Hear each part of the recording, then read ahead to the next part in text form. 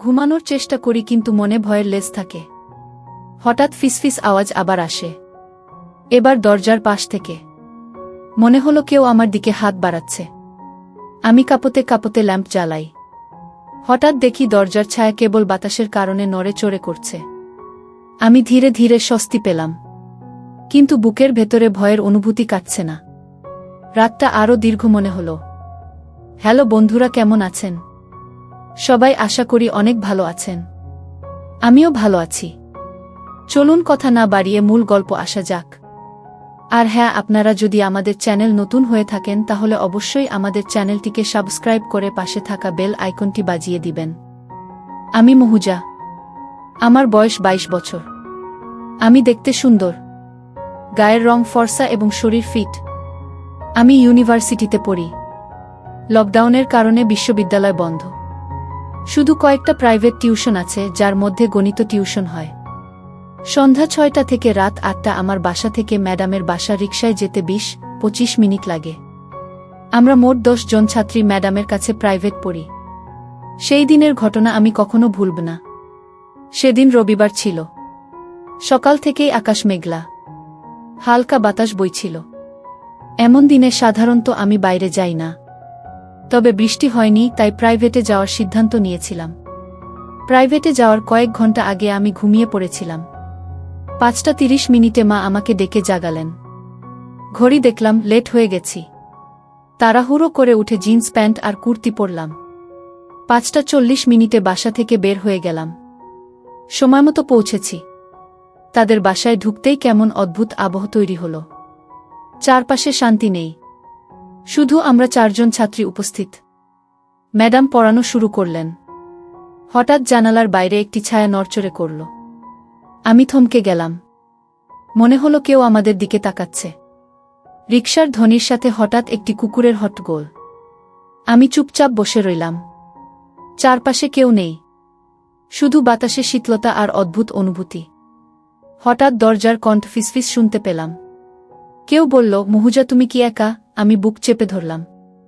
চারপাশে তাকালাম, কারও দেখা নেই। আবার শব্দটা এলো, এবার আরও কাছে। আমি ভয় পেয়ে পিছনে হেলান দিয়ে দাঁড়িয়ে রইলাম। চিৎকার করতে চাই কিন্তু গলায় শব্দ নেই। ম্যাডাম হঠাৎ ঘুরে তাকালেন কিন্তু কিছু দেখলেন না। আমি লজ্জিত হয়ে মাথা নিচু করলাম, কিন্তু মনে হলো চারপাশে অদৃশ্য চোখ আমার উপর নজর রাখছে। ঘড়ির কাঁটা 7টা ছুঁইছে। বাইরে আরও অন্ধকার নেমে এসেছে। হঠাৎ জানালার ফাঁক দিয়ে হাওয়া বইতে শুরু করল। সঙ্গে একটি ঝাপসা ছায়া আবার নড়চড়ে করল। আমি নিজের হাত শক্ত করে ধরলাম। মনে হলো কেউ দরজা বা জানালার বাইরে অপেক্ষা করছে। ম্যাডাম সামান্য হাসলেন, বললেন, শান্ত হও, ছাত্রীদের দিকে নজর দাও। কিন্তু আমি জানি কোনো অদ্ভুত কিছু হচ্ছে। রাত 7:20 হঠাৎ দরজার কণ্ঠ ফিসফিস আবার শুনি। এবার আরও স্পষ্ট। মনে হলো কেউ দরজার কাছে দাঁড়িয়ে আমার দিকে তাকাচ্ছে। আমি চুপচাপ বসে রইলাম, মনে ভয়ের হাহাকার। একটি ঝাপসা ছায়া হঠাৎ দ্রুত জানালা দিয়ে সরে গেল। আমি শান্ত হলাম, কিন্তু মনে হলো এটা কেবল শুরু। রাত 8টা নাগাদ টিউশন শেষ হলো। আমি বের হয়ে রিকশার দিকে হাঁটছি। মনে হচ্ছে কেউ আমাকে ঘুরে ঘুরে দেখছে। রাস্তায় ল্যাম্পপোস্টের আলোতে ছায়াগুলোর অদ্ভুত নাচ দেখতে পাচ্ছি। রিকশা যখন মোড় ঘুরল তখন মনে হলো কেউ পেছন থেকে আমার দিকে ধীরে ধীরে এগুচ্ছে। আমি ভয়ে হঠাৎ পেছনে তাকাই। কেউ নেই, শুধু বাতাসে এক অদ্ভুত শীতলতা অনুভব হয়।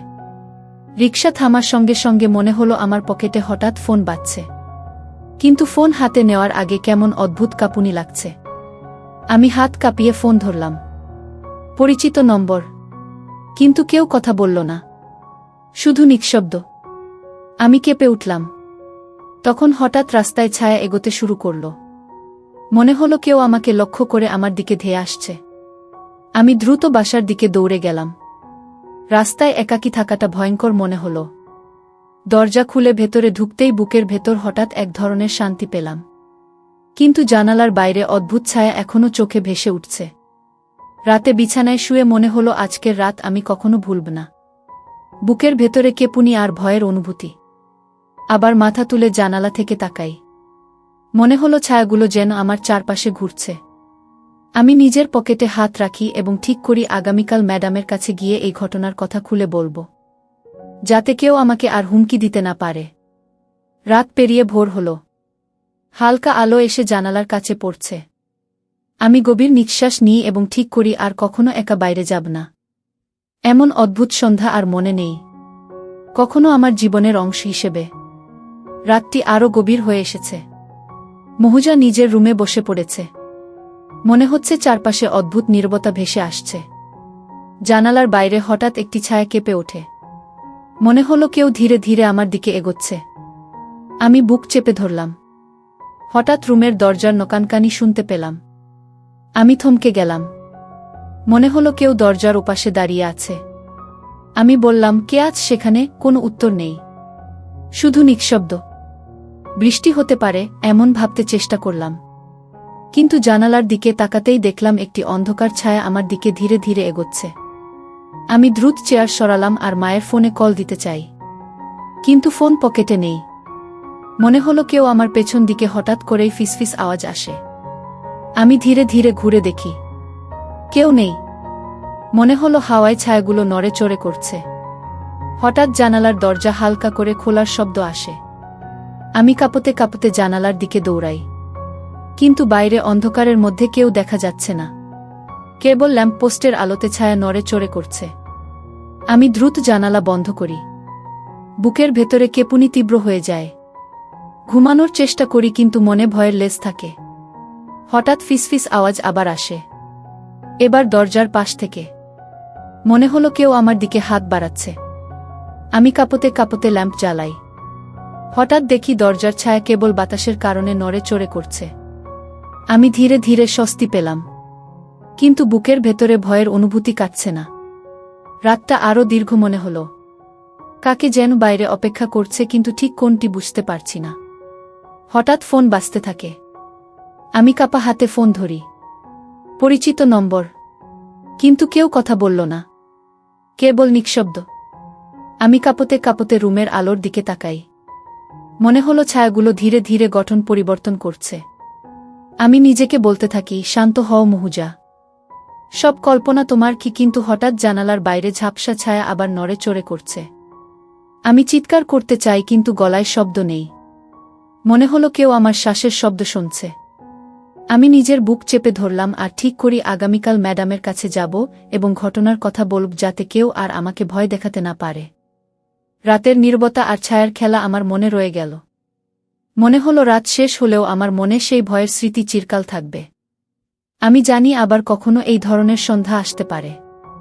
আমি নিজের নিরাপত্তা নিয়ে সতর্ক থাকব এবং আর কখনো একা রাস্তায় যাব না। রাত গভীর হয়েছে। মহুজা নিজের রুমে বসে আছে। জানালার কাছে ঝাপসা ছায়াগুলো তার চোখে ভেসে উঠছে। মনে হচ্ছে কেউ তার পেছনে আছে। হঠাৎ রুমের দরজার নিচ থেকে ঠক ঠক শব্দ শোনা গেল।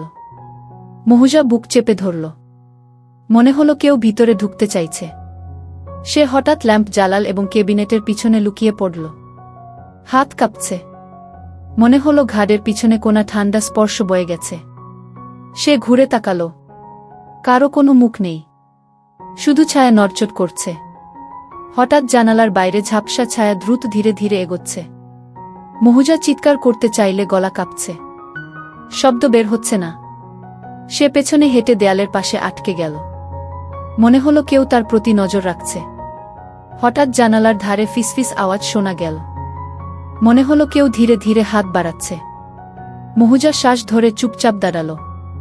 হঠাৎ ল্যাম্পের আলোতে একটি কালো পোশাকের ছায়া স্পষ্ট হল। ছায়া ধীরে ধীরে ঘরে ঢুকছে।